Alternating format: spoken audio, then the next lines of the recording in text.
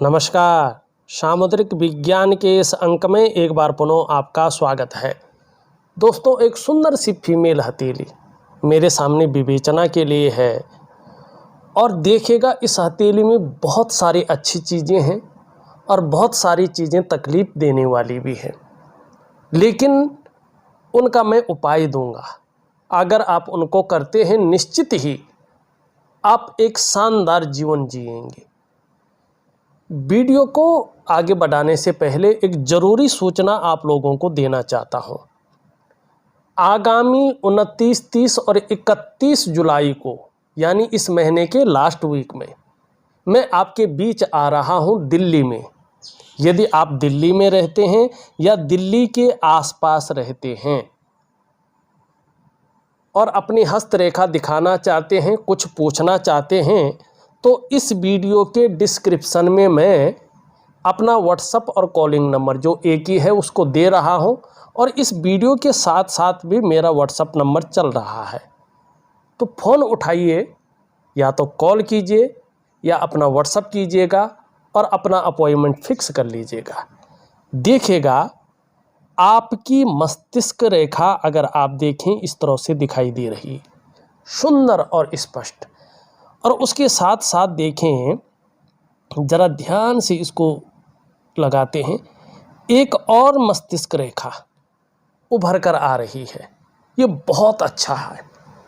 ये आपके सौभाग्यशाली जीवन को दिखाता है। जैसी जैसे ये रेखा स्पष्ट और सीधी खड़ी होगी, जैसे जैसे इसमें निखार आएगा, वैसे वैसे ये आपके भाग्य को चमकाएगा। चाहे आप कितनी भी गरीब परिवार में आपने जन्म लिया हो, तो भी आप आने वाले समय में अपनी योग्यता के कारण अपने जीवन को बड़े मुकाम तक लेके जाएंगी, बड़े स्तर तक लेके जाएंगी।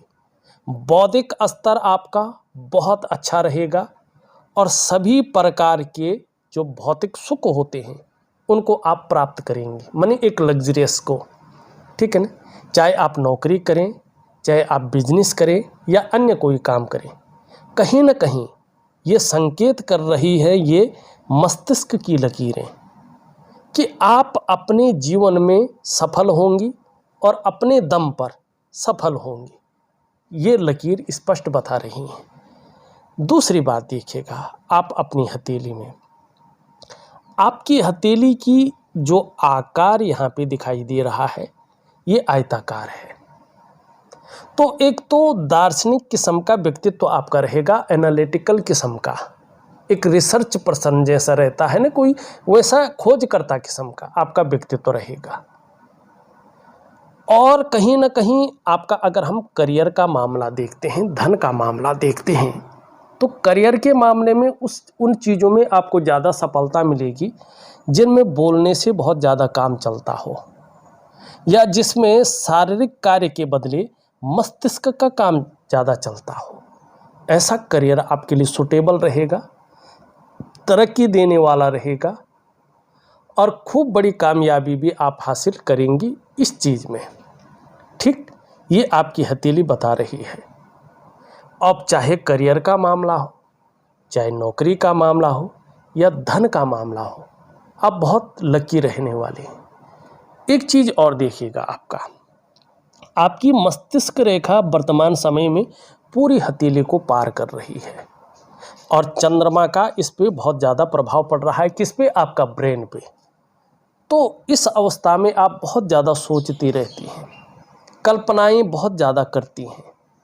कभी कभी आपका जो मन है वो भी एकाग्रचित कम हो पाता है, लेकिन जीवन में बहुत बड़ी सफलता आपके हाथ लगेगी, ये भी ये बता रहा है।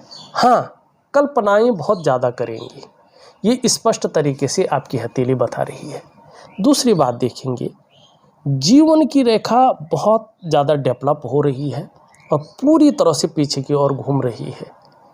जब समय आएगा तो धन के मैनेजमेंट में भी अच्छी व्यवस्था रहेगी अगर संभल के चलें तो। और परिवार के प्रति समर्पण की भावना, बहुत केयरिंग वाला व्यक्तित्व आपका रहेगा, ये दिखाई दे रहा है। लेकिन इनके बीच में बहुत बड़ा गैप है, ये बड़ा ख़राब भी है आपके लिए। एक तो आप अपनी मन मर्जी की मालकिन हैं, स्वतंत्र विचारधारा है आपकी और हमेशा रहेगी। किसी के कंट्रोल में, किसी के आधिपत्य में आप बहुत ज़्यादा काम नहीं कर सकती हैं। स्वयं के निर्णयों पे चलना आपको अच्छा लगता है। लेकिन आपके अंदर एक चीज़ और है, वह है ओवर कॉन्फिडेंस। और इसी ओवर कॉन्फिडेंस की वजह से आप कई बार ऐसे निर्णय लेंगी जिसके कारण धन का तो होगा ही, करियर में भी आप नुकसान कर बैठेंगे और इसके कारण आपके स्वास्थ्य पर भी उसका प्रभाव पड़ेगा और आपके रिश्तों पर भी उसका ज़बरदस्त प्रभाव पड़ेगा। कोशिश करिएगा जीवन में बड़ा सोच समझकर चीज़ों का एनालिसिस करके फिर उसमें डिसीजन लें, तो ये आपके लिए बहुत अच्छा रहेगा। अब एक चीज़ आपकी हथेली में है, ज़रा ध्यान से देखें। आपकी हथेली में है पितृदोष और वो भी बड़ा प्रभाव देने वाला। ठीक, यहाँ पे अगर हम देखते हैं, ये आपकी जो है करियर और धन की रेखाएं कट कट के आगे बढ़ रही है और वैसे ये रेखाएं भी बढ़ रही है यहाँ पे, और पूरी हथेली में जाल बना हुआ है। ठीक है ना, और आपका बृहस्पति शनि को देख रहा है और कमज़ोर अवस्था में बैठ रखा है। ये पितृदोष है और इसका प्रभाव जीवन पर ग्रहों के अनुसार ही पड़ता है। एक तो ये क्या बता रहा है, अभी की जो सिचुएशन है, जब तक ये पितृदोष हावी रहेगा तब तक, चाहे आपका करियर का मामला हो, चाहे आपका धन का मामला हो, उसमें पूरी तरह से स्टेबिलिटी नहीं आ पाएगी, अस्थायित्व नहीं आ पाएगा। ठीक है ना, ये इसको बता रहा है। दूसरा क्या है कि जो ये बृहस्पति है शनि की तरफ देख रहा है, पितृदोष का प्रभाव है, शनि की तरफ देख रहा है। जब ये शनि की तरफ देखता है, या तो परिवार को लेकर चिंताएं रहती हैं, या अगर शादी नहीं हुई है तो शादी में अड़चनें आती हैं, रिश्ता सही से बन नहीं पाता है। ठीक है ना, वैसे योग बने हुए हैं, अगर नहीं हुई है तो 26वें वर्ष से लेके 28वें वर्ष के बीच में अच्छे योग है। पितृदोष का निवारण करें, और शादी नहीं हुई है तो शादी होने के योग है, नाम मत कहिएगा, सही से अपनी शादी कर लीजिएगा, बहुत अच्छे योग है। अगर शादी इस टाइम हो जाती है, अब जीवन साथी कैसा रहेगा उस पर विचार करते हैं। ये उभर रहा है आपका अच्छी तरीके से।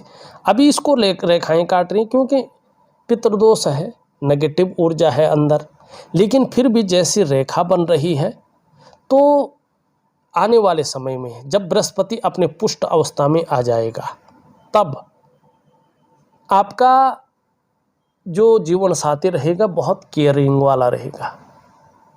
ठीक है ना, बहुत केयर करने वाला रहेगा। शादी के बाद जीवन कैसा चलेगा, यहाँ पे देखें तो आपका जीवन उत्तम जाने वाला है और अपने दाम्पत्य जीवन को आप अच्छा खासा लीड करेगा, माने मैरिज लाइफ आपकी अच्छी रहेगी। लेकिन जब तक पितृदोष है, इसका प्रभाव उस पर भी रहेगा। तीसरी बात, यहाँ पे इसका कमज़ोर होना बताता है। जब तक आपके अंदर पितृदोष है, तब तक आपके अंदर कितनी भी अच्छी नॉलेज हो, कितना भी अच्छा ज्ञान हो, उसको इम्प्लीमेंट करने के लिए प्लेटफॉर्म नहीं मिल पाएगा, और मिलेगा भी तो उसका आप सही से यूज नहीं कर पाएंगे। दूसरी बात, ऐसे में विवाह नहीं हुआ है तो विवाह होने में देरी का संकेत कर रहा है।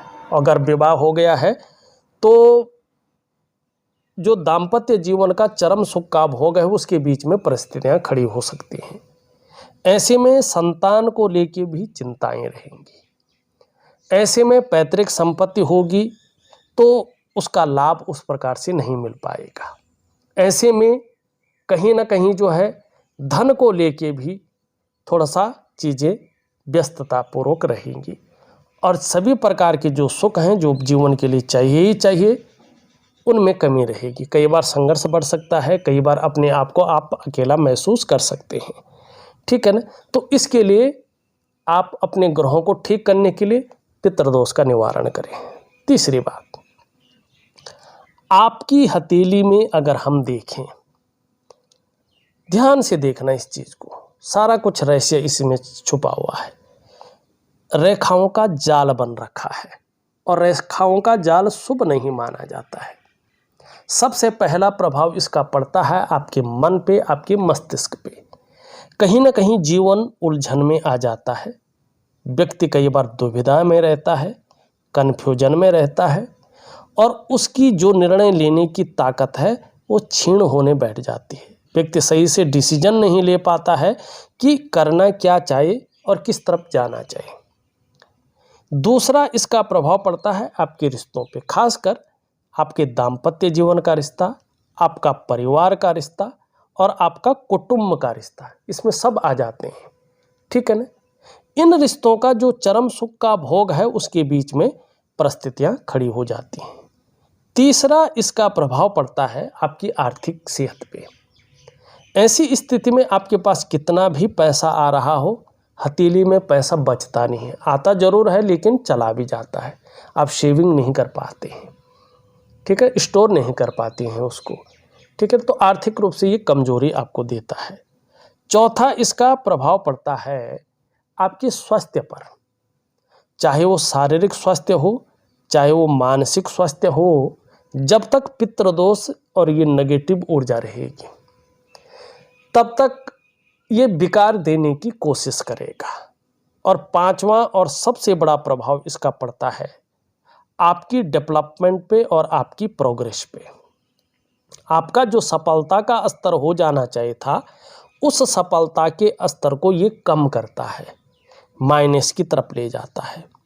माने जीवन की जो नींव है ये उसकी जड़ों को खोखला करता है और फिर व्यक्ति के शानदार जीवन को उसमें समाहित करता है और फिर जीवन महत्वहीन होने लगता है।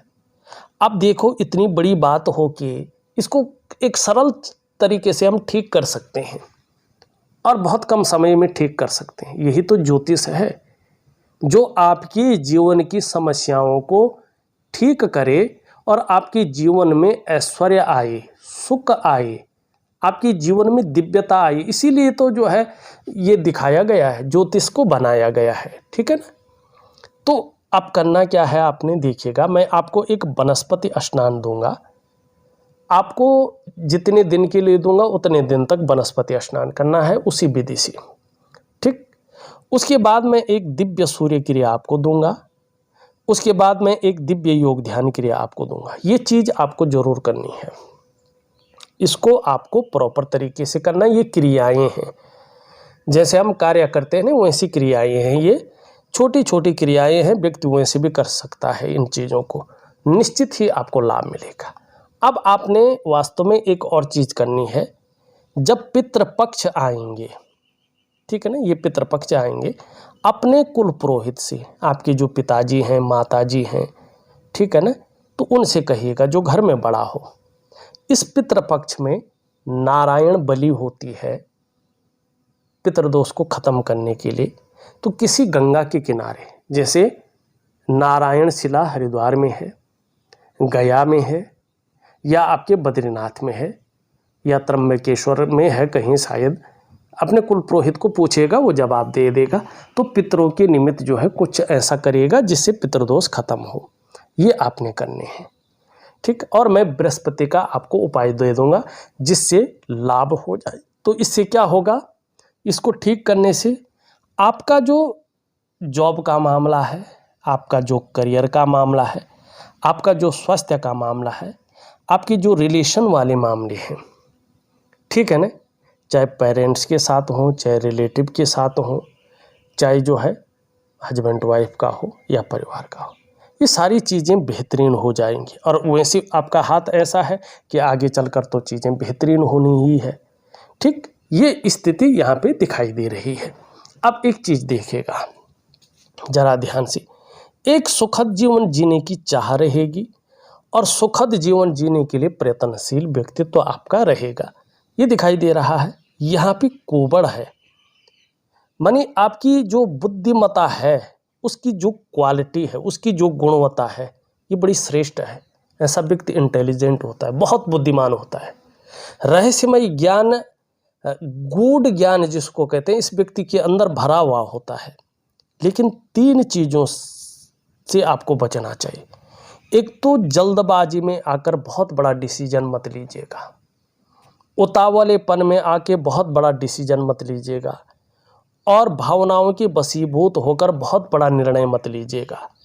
अगर इन 3 चीज़ों से आप नहीं बच पाएंगी तो फिर ये जीवन काल में आपको संघर्ष की स्थिति में लेके खड़ा करेगा, धन हानि करवाएगा। आपको व्यापार बड़ा सोच समझकर करना चाहिए। अगर आपने जल्दबाजी की, उतावलापन दिखाया और भावनाओं की वशीभूत होकर बड़ा निर्णय ले लिया तो ये नुकसान देगा। अगर यदि फिर भी व्यवसाय करना है आपने तो पार्टनरशिप में व्यवसाय ना करें, इस बात का ध्यान रखें। एक बात का और ध्यान रखें कि खूब मेहनत के बाद ही आपके पास अच्छा वाला धन आएगा, शानदार, जिसको धन कहते हैं, ठीक है ना।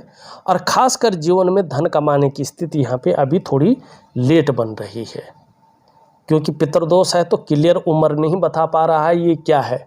जब पितृदोष निकल जाएगा तभी स्थितियाँ ठीक होंगी, जब उसकी प्रॉब्लम निकल जाएगी, ठीक है ना।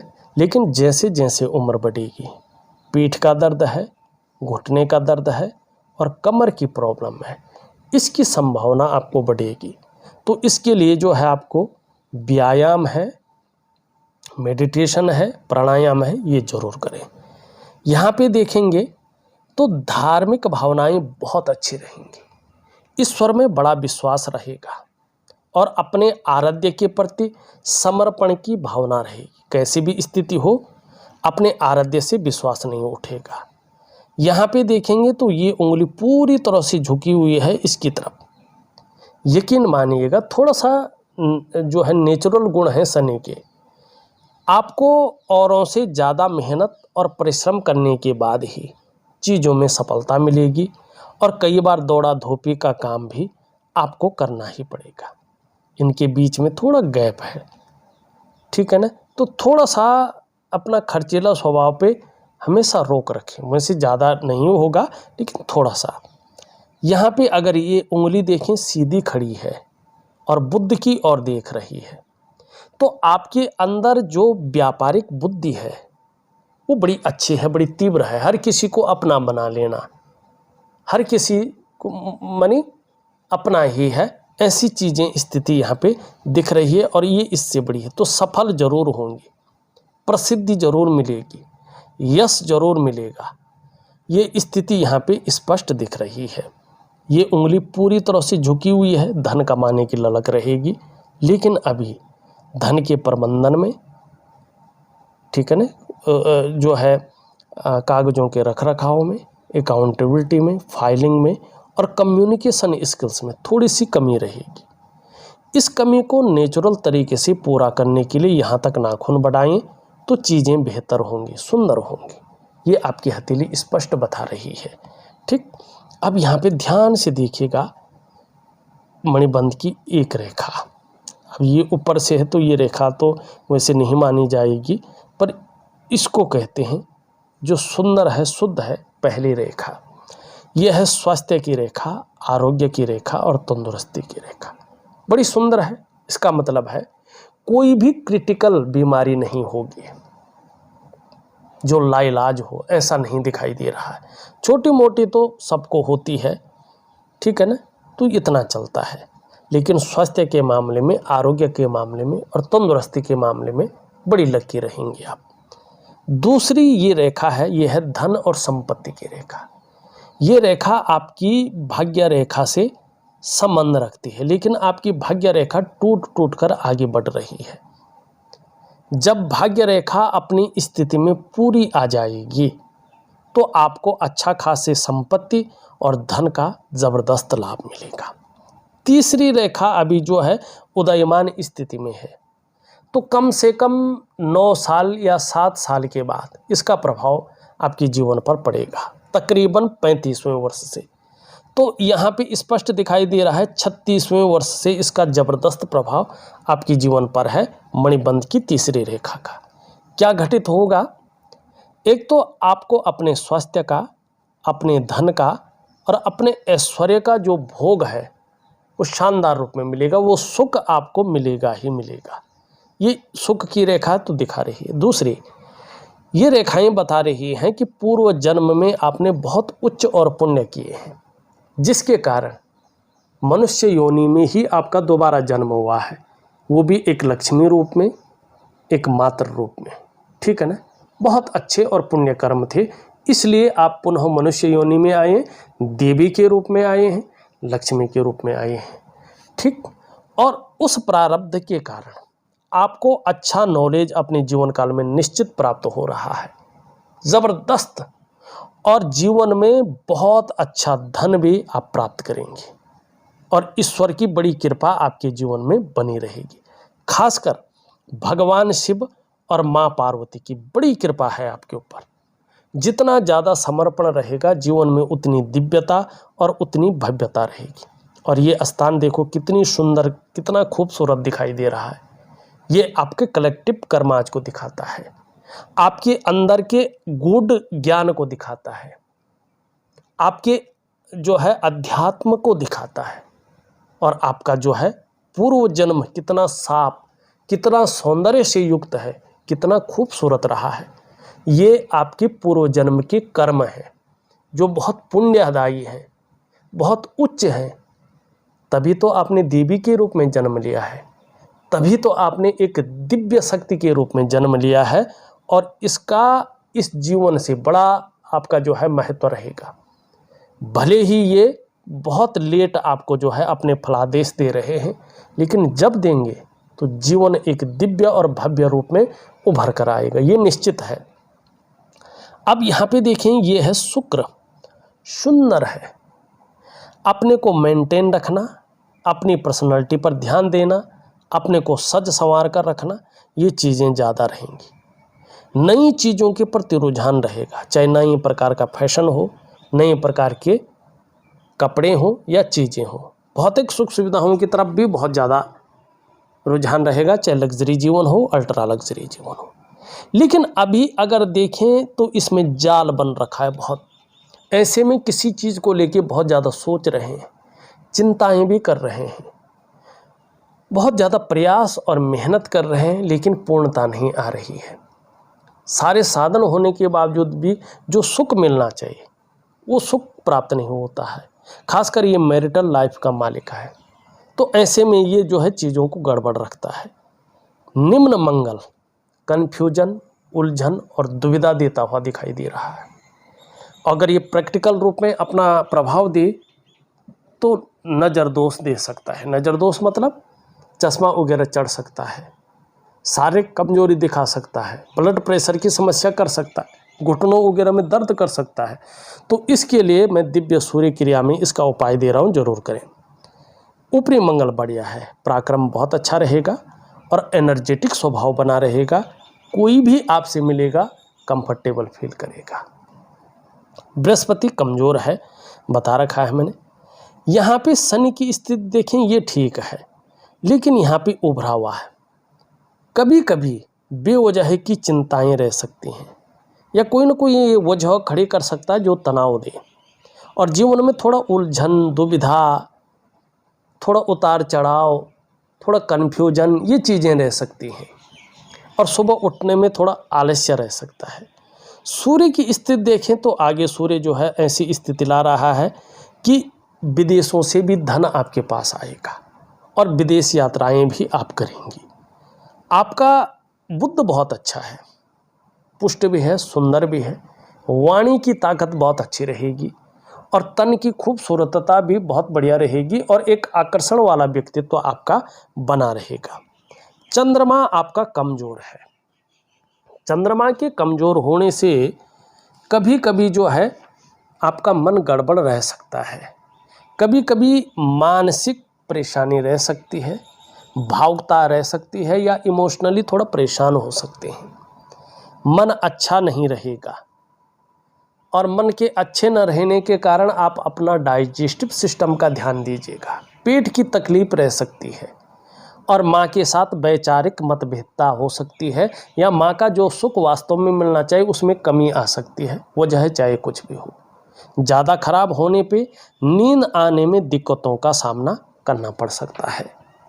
तो इस चीज़ को ठीक करने के लिए जो उपाय दे रहा हूँ विधिवत तरीके से करेंगे, और अपने घर में ज़रूर कहेंगे कि पितृदोष का जो है उपाय ज़रूर करें। देखा जाए तो मैंने आपकी हथेली का बारीकी से परीक्षण करके आपको बता दिया है, और जो उपाय हैं वो विधिवत तरीके से लिख करके और ऑडियो के माध्यम से भेज रहा हूँ। आप करने की कोशिश करें, निश्चित ही आपको बहुत अच्छा लाभ मिलेगा। इस वीडियो में बस इतना ही। एक नई वीडियो के साथ पुनः उपस्थित होऊंगा। तब तक के लिए नमस्कार।